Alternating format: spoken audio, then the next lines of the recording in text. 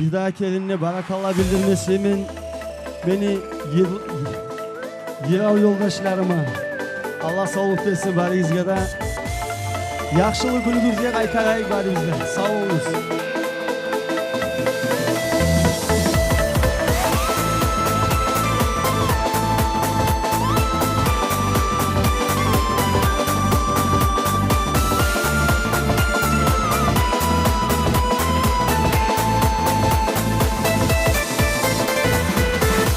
Sen üçün aziz dostum, yürek sönü yağlar. Bir söyüne, bir kaygıra, gözyaşlarım ağlar. Bir sen üçün aziz dostum, yürek sönü yağlar. Bir söyüne, bir kaygıra, gözyaşlarım ağlar. Albümün suyun emin, albüm sayım bek su yemen. Sensiz nasip yok bilemem, sen olmasan ben ölürmem. Albümün suyun emin, albüm sayım bek su yemen. Sensiz nasip yok bilemem, sen olmasan ben ölürmem.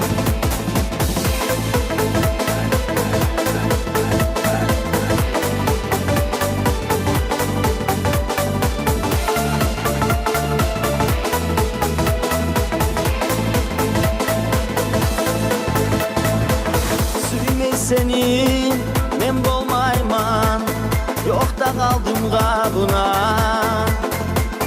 Suyup de hiç men doymayman, yürek alek talpına. Suyme seni men bolmayman, yok da kaldım kabına. Suyup de hiç men doymayman, yürek alek talpına. Albümün suyun emin, albüm sayım bek su yemen. Sensiz nasip yok bilemem, sen olmasan ben ölürmem.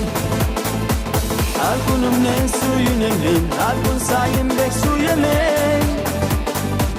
Sensiz nasip yok bilemem, sen olmasan ben ölürmem.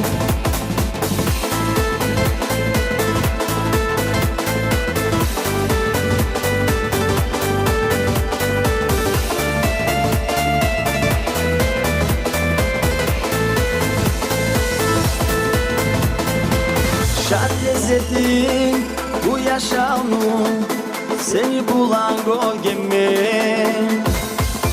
Suyun nedir, nasip nedir, sen gel gelli bilgemin. Şad lezzetin bu yaşamın, seni bulan gölgemin. Suyun nedir, nasip nedir, sen gel gelli bilgemin. Albümün suyun emin, albüm sayım bek su yemen. Sensiz nasip yok bilemem, sen olmasan ben ölürmem. Albümün suyun emin, albüm sayım bek su yemen. Sensiz nasip yok bilemem, sen olmasan ben ölürmem. Ay sağ ol. Sağ olunuz. Аскандер, секундочку.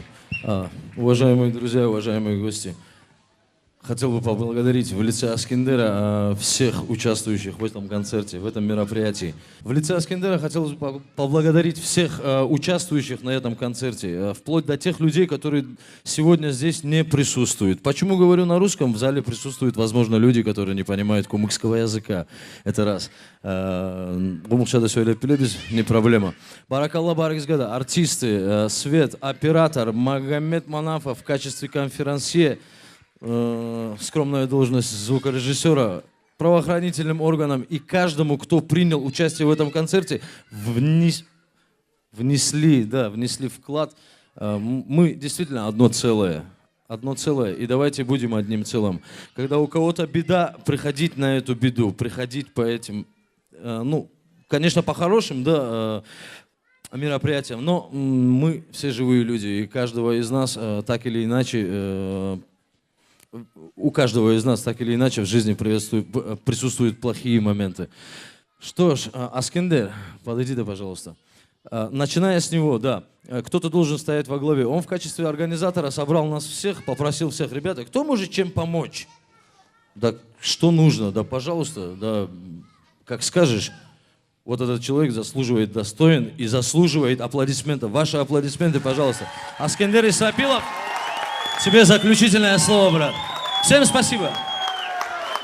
Көп сау болыңыз.